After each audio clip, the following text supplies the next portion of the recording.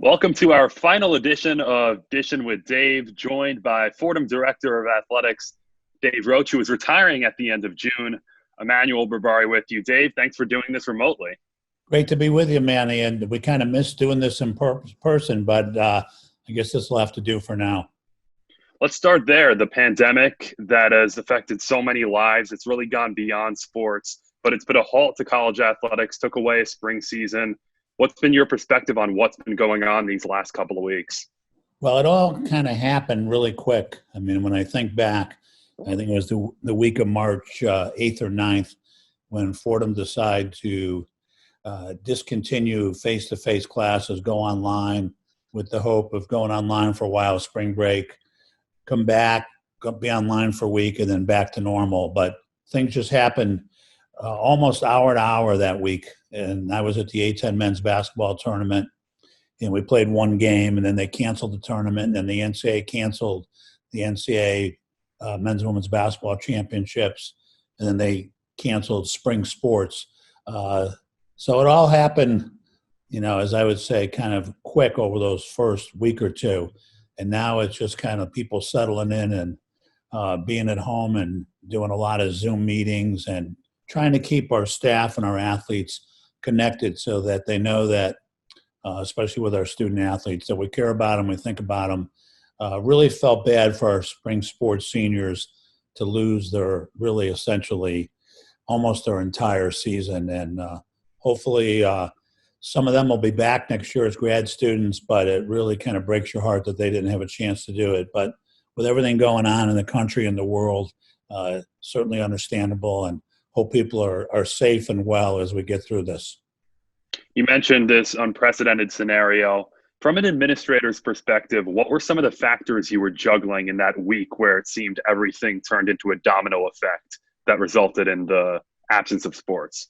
Well, I kind of think back, and we had a staff meeting the day that Fordham announced that they were going to go to online classes for that period before spring break.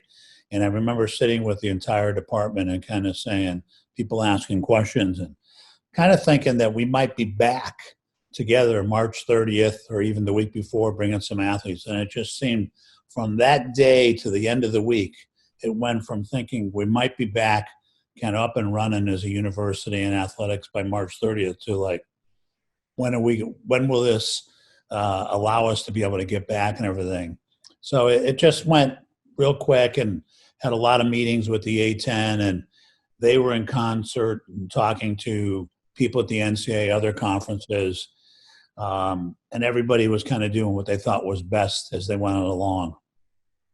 How do we rebound from this? You look at a complex situation where it's a fine line of when you can bring sports back. In your mind, how do we ultimately get back to normal? No, that's a great question. And obviously, I think if you've been reading and hear about some of the stuff going on nationally, I know that all the FBS commissioners met with Vice President Pence, and they essentially kind of said to him, we're not going to start playing sports again until campuses are back up and running. And then you kind of look at it and say, which states are going to be ready, on certain dates to be up and running. And we had a conference call with the A10 just a couple of days ago, and looking at all the different scenarios. Hopefully all 14 schools are up and running the end of August and things are somewhat normal. But you could have a situation where of the 14 A10 schools, 10 or 11 are up and running and the others aren't, and then what kind of happens with there. And we've talked about starting A10 conference play later in the year in case that happens and everything. But it's, as I've been saying to our student athletes and our staff all the time and our coaches, really is kind of the great unknown right now. I don't think anybody can say we'll be back to what we used to consider normal by a certain date. Now, hopefully things continue to improve. They're able to do a lot of different testing, and hopefully maybe we'll be back sooner rather than later. On your end, after 45 years in intercollegiate athletics and 8 years at Fordham, retiring at the end of June, what fueled that decision that this would be your last? A lot of different things go through your mind and everything. And as you say, I've been at it for a while now, started in 1975 at New Mexico State, coached for 15 years, then became the director of athletics at Brown in 1990. But when I think back a little bit, I have three daughters, and I think, unfortunately, to some extent, I missed a lot of great things that I would have wanted to see and do with them. But on the same hand, I think that they would say that they've had a great experience being part of intercollegiate athletics and what I've done, whether it was coaching or administrator. And after a while, you kind of say, well, for example, I have a 5-year-old granddaughter, want to be more part of her life and do different things. And, after quite a bit of time, I hate to say 45 years, it seems like a long time. But it's been a lot of fun. It's been a great run. At the end of the day, I think about some of the student athletes that I coached, some of the student athletes that I was an administrator for. And I feel great about kind of having been a small part of their lives and maybe their success and their careers and who they've become now. Still friendly with some of the student athletes that I had at Brown when I coached there from 78 to 86 in Tennessee. I still call them kids, but some of them are 60 years old now, so it is interesting. What will you miss the most? Probably the day-to-day contact with student athletes and coaches. And I've always said that it's always been kind of labor of love to get up in the morning and go to an institution, and obviously Fordham for my last run here, and do great things for student athletes. But how much fun is it for somebody who really loves sports to go in on a daily basis and talk to coaches, whether it's about their recruiting, how they're handling kids, how they're doing, and then watching them kind of do their teaching at practice every day and see the results when they compete, and to get to know a lot of the student athletes. When you came to Fordham, you built a staff and administration. There was very little senior staff when you came to Rose Hill. And now you leave Fordham, and many of these same people are going to continue the athletic department's progress in the years to come. How do you go about building that staff, and what do you hope that legacy leaves? Well, I think that right now in place, we've got a great group of not only, say, more experienced staff and administration that have been at it, whether at Fordham for a while or at other institutions, to some, as I say, really great young staff members that are going to do great things in their lives. And I've always been a big fan of Jim Collins' book, Good to Great. And in that book, he talks about hiring great people. And I've always tried to hire people who I think were team players, could understand the mission of the institution, and really just wanted to work real hard and do great things for our student athletes. And then you get them in the organization, and Jim Collins, to go back to that, said, you hire great people, you get them on the bus. Once you have them on the bus, you kind of put them in the various different seats. And that's why I wasn't afraid to move some people who were an assistant in one area to be the head of another area. And I think that's worked out real well. But I just think that we've got a staff that gets along well. They're team players, and they work real hard, and they'll go above and beyond, anytime during the day to do things for student athletes.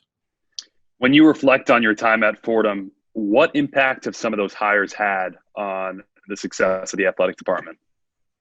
Yeah, I mean, I kind of think back, and, when I got there after my first year, we created 7 new, what I would call low-level positions. Couldn't call them interns. You had to call them employees, and you had to give them benefits, but you could pay them anything you wanted. And I look back at a little bit, and some of those positions were filled by people who eventually, moved up into different positions, or we kind of did that for a year. And I always use it as an example. Get your foot in the door.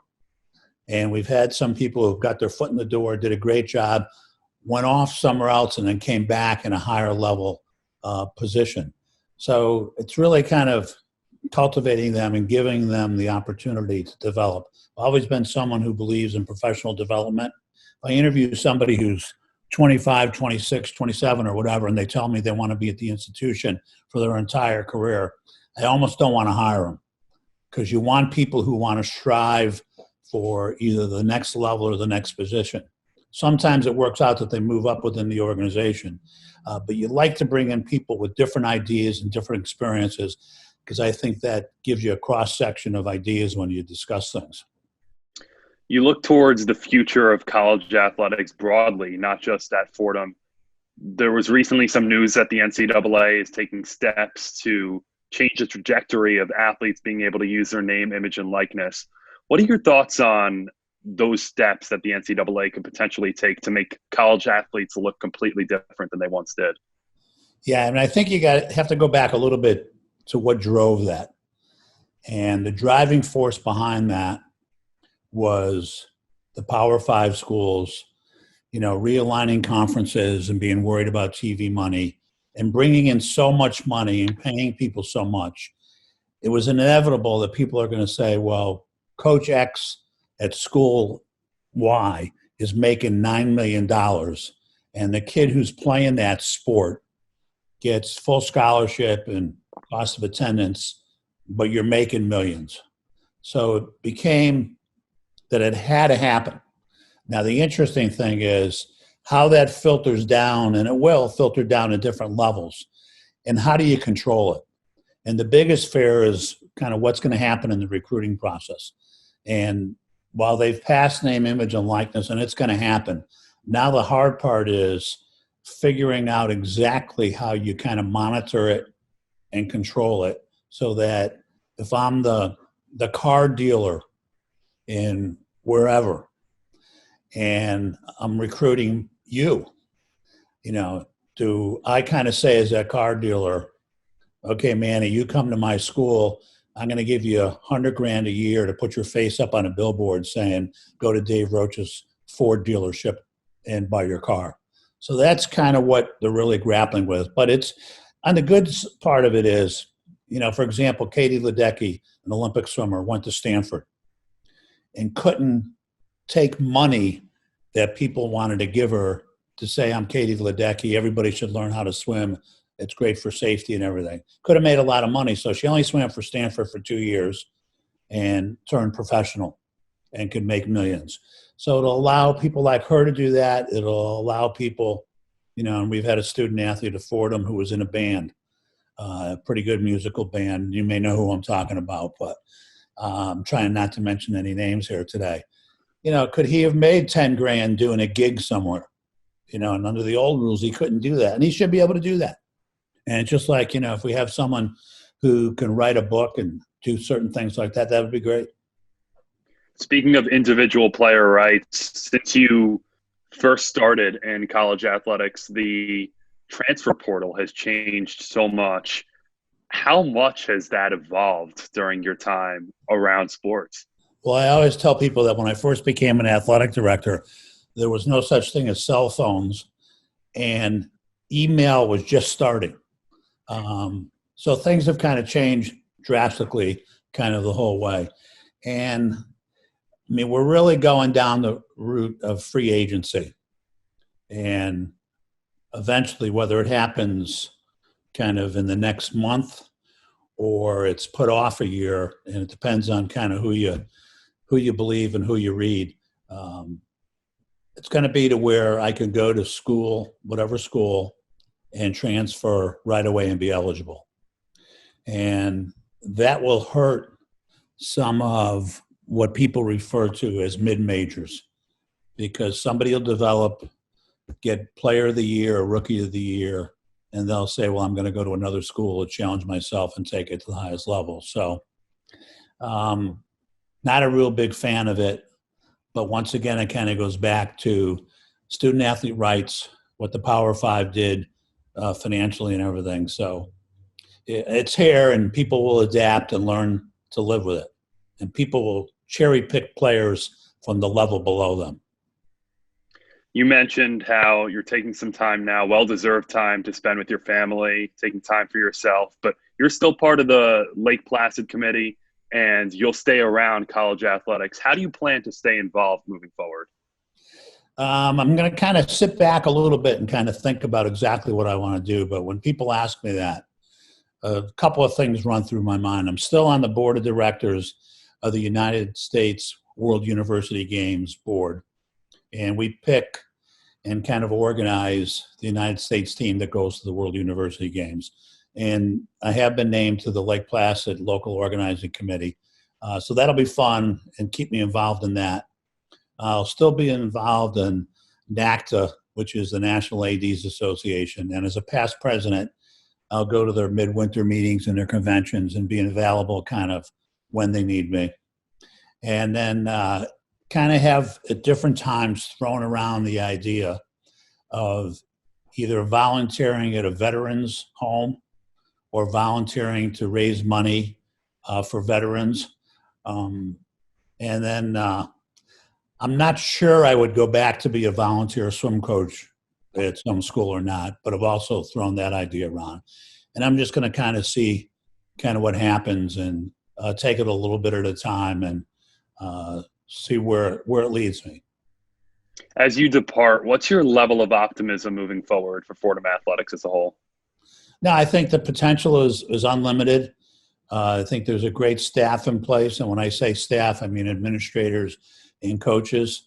I think there's a lot of enthusiasm there.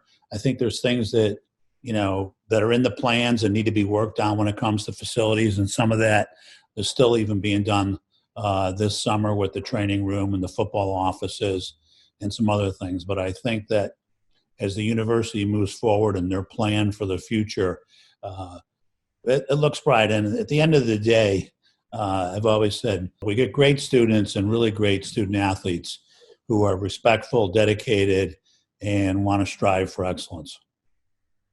Dave, congratulations on the retirement. Really well deserved, and appreciate you taking the time as always for this segment we've been able to do and maintain, and really appreciate it as always. No, as I've said to you all along, it's been a pleasure to work with you. You're a true professional, and you're kind of right up there on my Mount Rushmore of WFUV guys that I got to know, as I told you. So you're going to do great things, and when you get the big job as a play-by-play announcer or whatever, I'm hoping you send me an email and say, would you come and sit in the press box with me? Absolutely. You can count on it. Really appreciate it. And thanks to David Bernard Santana as well for producing us all these episodes. And we look forward to continuing these editions where we keep you in the know on Fordham Athletics. So this has been the last edition of DIshin with Dave. Thanks for joining us on the Fordham Athletics YouTube page. You can catch all of them. And for now, stay safe.